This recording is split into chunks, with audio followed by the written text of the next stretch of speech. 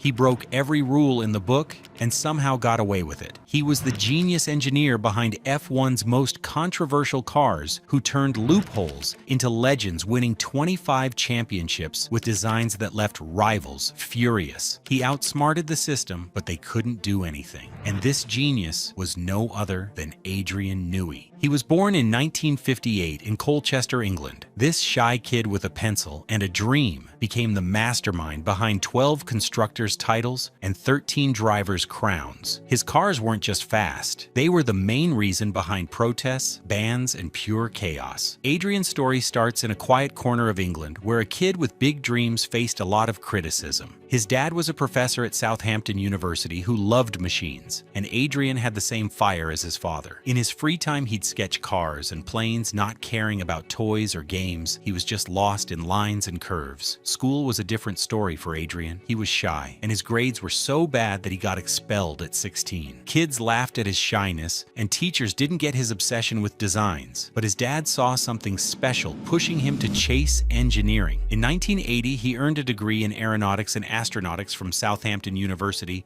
learning how air shapes speed, a trick that would define his career. His first job came in 1979 at Fittipaldi Automotive, a tiny F1 team with no money and big hopes. As a junior aerodynamicist, he worked on the F5A car, which flopped hard, barely scoring points. The team was broke. The workshop was filled with low-quality equipment, and Adrian felt like he was drowning in a sea of bigger teams like Ferrari and McLaren. These early days were brutal, but they lit a spark in him, a hunger to prove he could outsmart anyone. But little did he know, his first big controversy was waiting for a design so wild that it would lead to pure chaos. In 1981, Adrian jumped to March Engineering, a scrappy team trying everything they could. He designed the March 811 car for Formula 2, and this car shocked everyone by winning the championship in 1982 with driver Corrado Fabi. This was his first taste of victory, showing he could make fast cars with almost no budget. But F1 was a different beast. March entered the big leagues in 1985, and Adrian designed the March 851. It scored points in its debut season with drivers like Ivan Capelli, but the team ran out of cash and went bankrupt. Adrian was jobless again and experienced F1's cruel side, where money ruled and dreams died fast. He bounced to Leyton House Racing in 1988, designing the March 881. Ivan Capelli finished second in Portugal, beating Alain Prost's McLaren. The 881 had clever side pods that squeezed air in such a way that rivals didn't expect, sparking of gray area tricks. Teams like Ferrari raised questions, saying Adrian was bending rules, but he had no fear. The real drama started in 1991, when Adrian joined Williams as chief designer. The team was hungry for wins, and Adrian was their secret weapon. Teaming with Patrick Head, he built the FW14, a car that matched McLaren's car by mid-season. Ricardo Patrese won in Mexico, and it was Adrian's first F1 victory. But the FW14 had a trick active suspension that adjusted ride height for perfect grip. Rivals protested. Nigel Mansell won 9 of 16 races, taking the driver's title, while Williams crushed the constructors. The paddock was in chaos. Ferrari and McLaren protested, calling the car too smart for F1's rules. Adrian stood firm, saying the rules don't ban it, but the tension was high. Every win brought louder complaints, and the FIA started watching closer. Was Adrian's car really legal, or was he playing a dangerous game? The answer would come with a ban that shook the sport. In 1993, the FW15 kept Williams on top, with Alain Prost winning the driver's title. Adrian's high-nose design funneled air under the car for extra speed, a trick that became his signature. But the 1992 controversies had consequences. The FIA banned active suspension traction control and semi-auto boxes for 1994, calling them driver aids. Adrian felt his designs were legal, but rivals changed the game.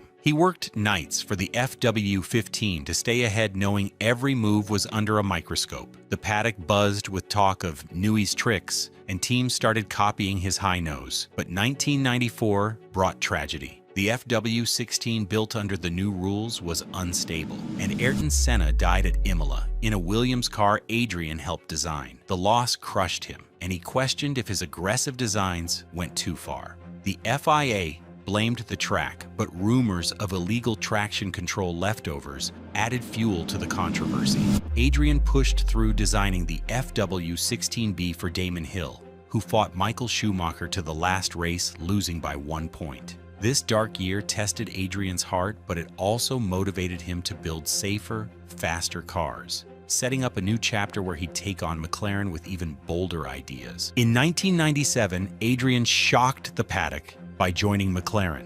Williams tried to block him to keep his secrets, but Adrian was done with their drama. McLaren wanted his brain to beat Ferrari, and he saw a chance to start fresh. His first car, the MP412, had a clever exhaust blowing the diffuser for extra grip, a trick rivals called illegal. The FIA cleared it, but the suspicion grew. In 1998, the MP413 was a beast. Mika Hakkinen won the driver's title, and McLaren took the constructor's title with 9 wins. The car had a high nose and side pod designs that squeezed air like never before. Ferrari protested the exhaust setup, saying it broke the rules, but Adrian countered by saying it was included in the rulebook. The wins stacked up, but so did the fights, pulling him deeper into F1's war of words. The 1999 MP414 kept the heat on. Hakkinen defended his title in a nail-biting fight with Ferrari's Michael Schumacher. Adrian's car had a new floor design channeling air for massive downforce, a trick some called a double diffuser before its time. Rivals protested, saying it bent the rules, but the FIA let it pass. Hakkinen won by 2 points, the closest battle yet. But McLaren's bosses pushed harder for more wins, and rivals kept complaining. Adrian started sketching the MP415 for 2000 with an exhaust beside the gearbox, blowing the diffuser for insane grip. This was his boldest move yet, but it would spark the biggest controversy of his McLaren years, leaving everyone wondering if he'd finally crossed the line. The 2000 MP415 was a rocket. McLaren won 7 races, but Ferrari took the title with Schumacher. The exhaust blowing the diffuser was so good rivals, like Ferrari, called it illegal, saying it gave unfair speed. The FIA ruled it legal, but banned it for 2001, calling it against the spirit of F1.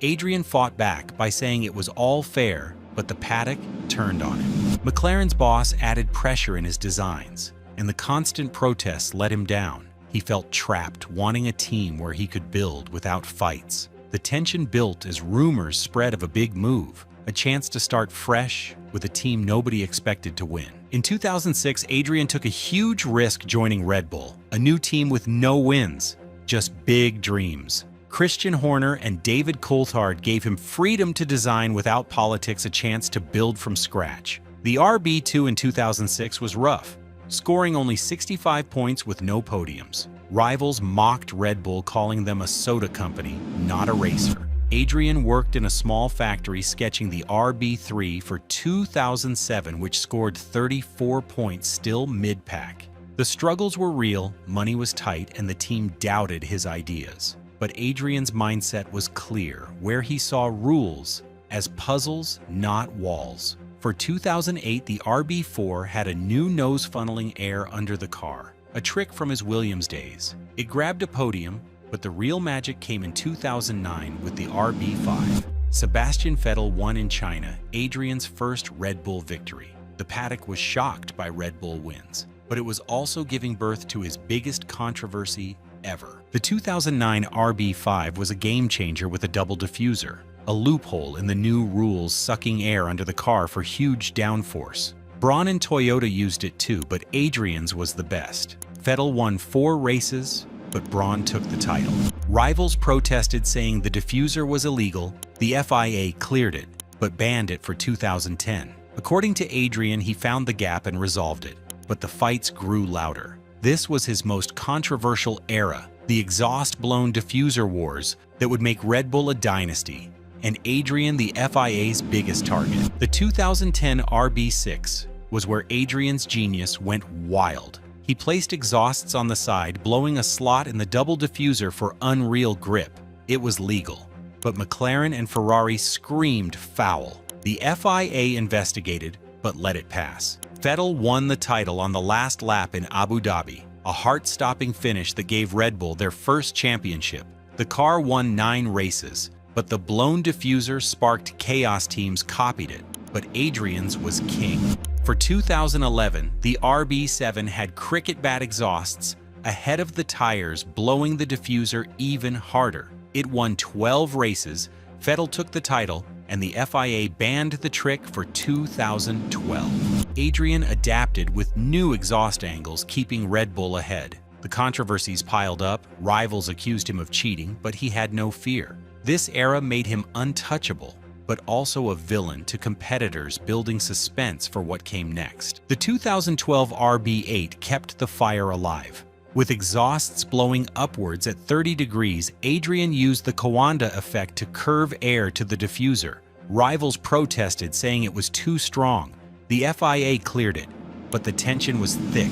Vettel won the title in Brazil after a rain-soaked crash with Bruno Senna. The car won 7 races, but teams lobbied to change rules mid-season. For 2013, the RB9 had a new floor channeling exhaust, even better. Vettel won 13 races, a record, and both titles, but the FIA banned the exhaust trick for 2014. Adrian's streak of 4 titles was golden, but the battle showed his genius always came with a fight. Rivals were closing in, and the hybrid era was ready to test him like never before. The hybrid years from 2014 to 2020 were Adrian's toughest. New rules with turbo engines and energy recovery flipped the game. The RB10 in 2014 had his tricks, but Renault's weak engines held it back. Vettel finished 5th. Adrian struggled. His aero magic couldn't beat Mercedes's power. In 2015, the RB11 was better. Vettel won 3 races, but Mercedes dominated. Rivals accused Red Bull of illegal fuel use, but Adrian focused on aero fixes. The RB12 in 2016 had a new sidepod layout, but stayed mid-pack. Those years were brutal, and Adrian doubted his skills, feeling like his tricks didn't work anymore. But with his mindset, he treated rules like a chessboard, planning moves years ahead. This quiet struggle built tension for a comeback that would shock the world. The 2017 RB13 was the start of Adrian's revival. It had a new floor and barge board, squeezing air for downforce. Verstappen won in Malaysia, Adrian's first Red Bull win since 2013, but the car was inconsistent, finishing 3rd in constructors. Rivals protested the barge board, saying they bent too much, and the FIA let it pass. For 2018, the RB14 had a dragon wing on the side pods, funneling air to the rear. Verstappen won 4 races, but engine issues hurt them.